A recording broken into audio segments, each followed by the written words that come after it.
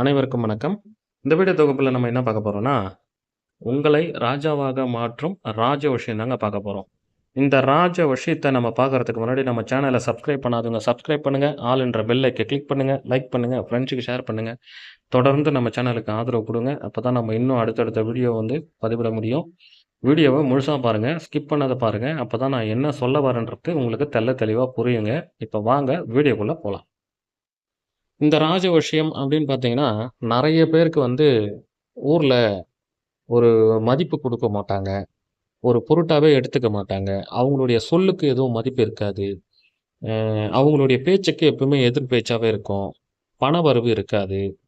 கடன் பிரச்சனைகள், இந்த மாரியான விஷயங்கள், பொருளாதார பிரச்சனைகள், பொருளாதாரத்தில ஒருத்தன் கீழ இருந்தான்னா, அவன மட்டம் தட்டி பேசுறது, அவனுடைய பேச்சுக்கு மறுபேச்சு பேச விடாம, அத ஸ்டாப் பண்ணி நிறுத்துறது. அவன ஒரு மனுஷனா கூட மதிக்க மாட்டாங்க. இப்போ நெறைய சொந்த பந்தங்கள் எல்லாமே அப்படித்தான். பணம் இருந்தா தான் இங்க மதிப்பு எல்லாமே. அப்போ அந்த பணத்துக்கு குடுக்குற மதிப்ப கூட சக மனுஷனுக்கு குடுக்க மாட்டாங்க. அப்போ இந்த பணம் எந்த அளவுக்கு முக்கியமோ, அதே மாரி பேர், புகழ் அதையும் ரொம்ப முக்கியம். அப்போ நம்பளுக்கு பேரும், புகழ் வரணும் அப்படின்னா, பண வரவு வரணும். நம்மளுடைய பிரச்சனைகள் தீர்ந்து வாழ்க்கையில சந்தோஷமா இருக்கணும். 2வது கடன் பிரச்சனை தீரணும். ஒரு நல்ல இடத்துல தொழில் அமையணும். ஒரு நல்ல தொழில் செய்யணும். சொந்தமா ஒரு வீடு இருக்கணும். நம்ப வாங்கியிருக்கிற கடன்கள் எல்லாம் அடைக்கணும்.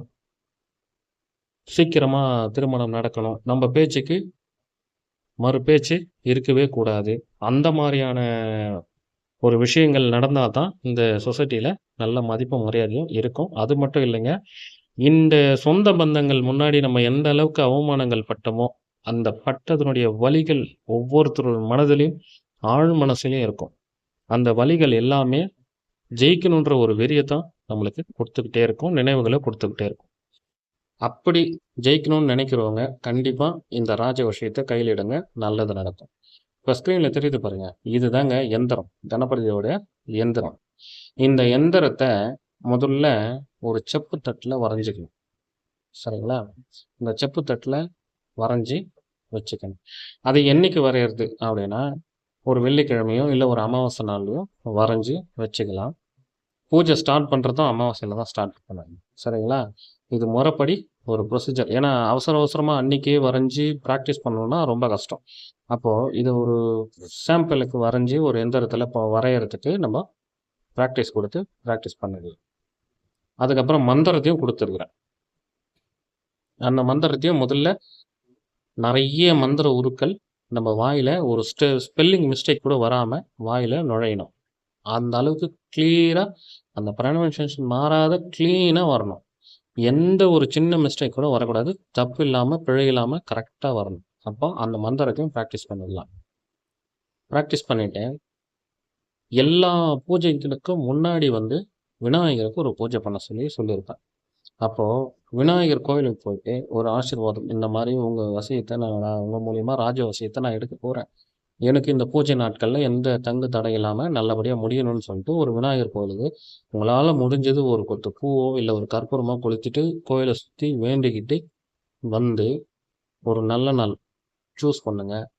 சூஸ் பண்ணிட்டு அமாவாசை, பௌர்ணமி இந்த நாட்கள்ல தான் ஸ்டார்ட் பண்ணா நல்லது. அதனால இந்த 2 நாள்ல ஏதோ ஒரு நாள நீங்க சூஸ் பண்ணிக்கங்க. சூஸ் பண்ணி முடிச்சதுக்கு அப்புறமா, நீங்க என்ன பண்றீங்கன்னா, காலையில பிரம்ம முகூர்த்தத்துல எழுந்துட்டு, இந்த தகடு எழுதி ரெடி பண்ணி வச்சுக்கிட்டு, ஒரு வெத்தலையில மஞ்சள் பிள்ளையார் பிடிச்சு, விநாயகருக்கு அருகம்புல்லு, மல்லிகைப்பூ வச்சுட்டு, பக்கத்துல நெய் விளக்கு, சுத்தமான நெய் விளக்கு எரியணும். ஒரு வாழை இலை வச்சுட்டு, அந்த பிள்ளையார அது மேல வச்சுட்டு, வெத்தல மேல வச்சு, அதுக்கு மேல ம் வச்சு, மல்லிகைப்பூ இதெல்லாம் தூவி, பிள்ளையாருக்கு ஒரு பூஜை ஒண்ணு குடுத்துடணும். வேண்டுதல் வைக்கணும். ஏன்னா முதல்ல விநாயகர் தான் முதல்ல ஃபர்ஸ்ட்டு. வேண்டுதல் வச்சுட்டு, அதுக்கப்புறமா பார்த்தீங்கன்னா, குரு வணக்கம், பிள்ளையார் வணக்கம். மந்திரம் ஃபர்ஸ்ட்டு அத தெரிஞ்சுக்குங்க. அத சொல்லி முடிச்சுட்டு, விநாயகருக்கெல்லாம் பூஜை முடிச்சுட்டு, அதுக்கப்புறம் படையல். படையல்ன்றது நீங்கள் விநாயகருக்கு பூஜை பண்ணுறதுக்கு முன்னாடியே இதெல்லாம் போட்டு ரெடி பண்ணி வச்சுக்கலாம். வெத்தலை பாக்கு, பொரிகடலை, அவுல், அச்சுவல் இந்த படையில் கம்பல்சரி எல்லா பூஜையிலையும் கலந்துக்கணும். சக்கரை பொங்கல், இனிப்பு வகை, ஒரு டம்ளர் பால், கொழுக்கட்டை இந்த மாதிரி எது வேணாலும் நம்ம செஞ்சு வச்சுக்கலாம். அப்போது இதுக்கு தேவையான பொருள் எல்லாம் இதுதான். ஊதுவத்தி எரிஞ்சுக்கிட்டே இருக்கணும், சாம்பிராணி புகை இருக்கணும், கற்பூரம் எரிஞ்சிட்டே இருக்கணும், அணையக்கூடாது. அதுக்கப்புறம் வந்து பார்த்தீங்கன்னா தேங்காய் உடைச்சி வைக்கணும். அதுக்கப்புறமா தான் கற்பூரம் ஏற்றிட்டு சாமிக்கெல்லாம் காமிச்சிட்டு கீழே உட்காந்து இந்த மந்திரத்தை சொல்லணும். இதுதாங்க மந்திரம். இந்த மந்திரத்தை நல்லா நீங்கள் ப்ராக்டிஸ் பண்ணி ஒரு எழுத்து கூட விடாமல் கரெக்டாக காலையில் 1008, சாயங்காலமாக 1008 சொல்ல ஆரம்பிச்சிட்டிங்கன்னா 100% இந்த பூஜை சக்ஸஸ் ஆகிடும். சக்ஸஸ் ஆகிடுச்சுன்னா நீங்கள் தான் ராஜா. உங்கள் பேச்சை மட்டும்தான் கேட்பாங்க. உங்கள் பேச்சுக்கு மறு பேச்சு இருக்காது. பணம் வரும். நீங்கள் போகிற இடமெல்லாம் வெற்றி. அது கோர்ட்டு கேஸ் எதுவாக இருந்தாலும், எந்த பிரச்சனையாக இருந்தாலும் நீங்கள் போகிற இடம் ஜெயிக்க முடியும். இந்த மாதிரியான விஷயங்களை பண்ண முடியும். உங்களுக்கு எல்லாமே கைகூடும். நேரங்கள் கைகூடும். ஏன்னா விநாயகர் வந்து நம்மளுக்கு சித்தி ஆகிட்டாரு அப்படின்னா கண்டிப்பாக வந்து நீங்கள் எங்கே போனாலும் உங்களுடைய பிரச்சனையை தீர்வு காண முடியும். நீங்கள் தான் ஜெயிப்பீங்க. நம்ம கூட ஒரு நல்ல சக்தி. ஏன்னா எல்லாத்துலேயும் முதன்மையான ஒரு விநாயகர். அப்போ அவரே நம்ம கூட இருக்கிறாருன்னும் போது எல்லாத்துலேயும் உங்களுக்கு வெற்றி கொடுப்பாரு. 100% இது வேலை செய்யும். முழு மனசாக செய்யுங்க. கற்பூரம் அணையக்கூடாது. தேங்காய் உடைச்சி வைக்கணும். இதில் வந்து சுத்த பூஜையாக இருக்கணும். புரியுதுங்களா? சுத்த பூஜை தான் செய்யணும். அதே மாதிரி இந்த பூஜை நாட்களில் காலையில் பிரம்ம முகூர்த்தத்துலையும் சாயங்காலம் 6 மணிக்கு மேலேயும் நம்ம பூஜையை ஸ்டார்ட் பண்ணிடலாம்.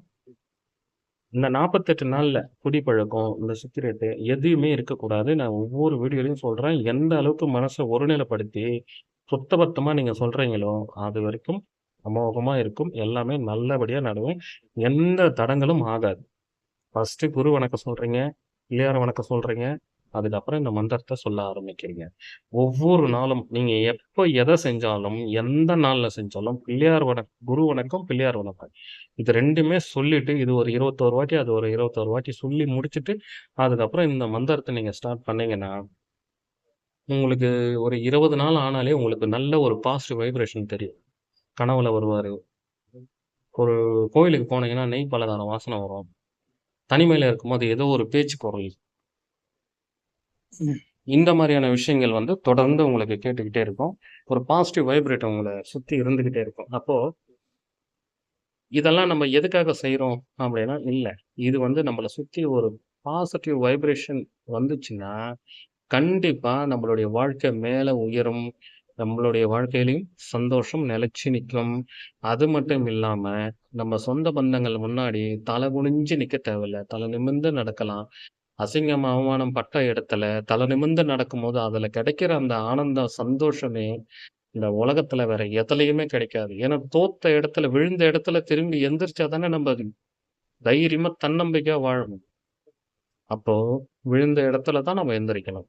அப்ப எல்லார் முன்னாடியும் நம்ம அசிங்க அவமானங்கள் பட்டு ராஜா போல வாழணும்னு ஆசைப்படுறவங்க கண்டிப்பா நீங்க இந்த பூஜையை செய்யுங்க. உங்களுக்கு 100% நல்லது நடக்கும்.